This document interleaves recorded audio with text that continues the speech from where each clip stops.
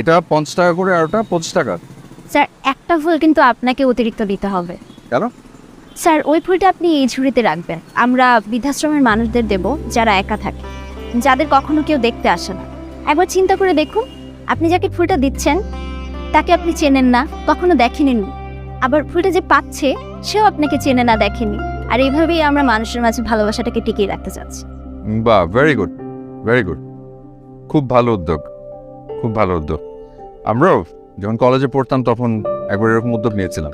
ওই আমাদের কলেজের সামনে একটা লোক প্রতিদিন ঘোরাঘুরি করতো, এমনি ভালো পোশাক টোশাক পরা, কিন্তু পায়ে কোনো জুতো ছিল না।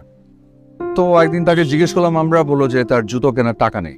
আমাদের এত মায়া লাগলো শুনে, পরে আমরা সব ফ্রেন্ডরা মিলে টাকা পয়সা উঠিয়ে তাকে একটা জুতো কিনে দিলাম। সত্যি এরকম কাজ করে বেশ মানসিক শান্তি পাওয়া যায়, তাই না স্যার?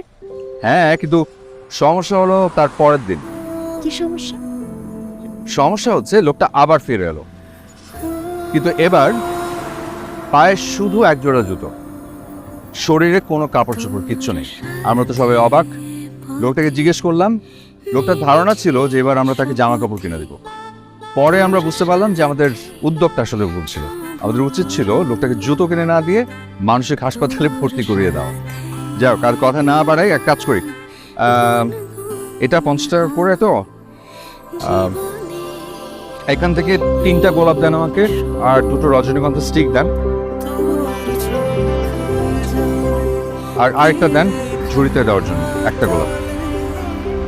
এখান থেকে 3টা দেন আমাকে।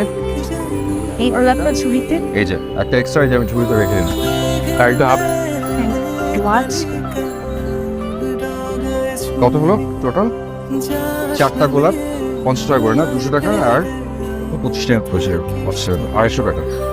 আচ্ছা স্যার আপনার যদি অনুমতি থাকে তাহলে আমরা আপনার একটা সাক্ষাৎকার নিতে চাচ্ছি আমাদের ব্লগের জন্য।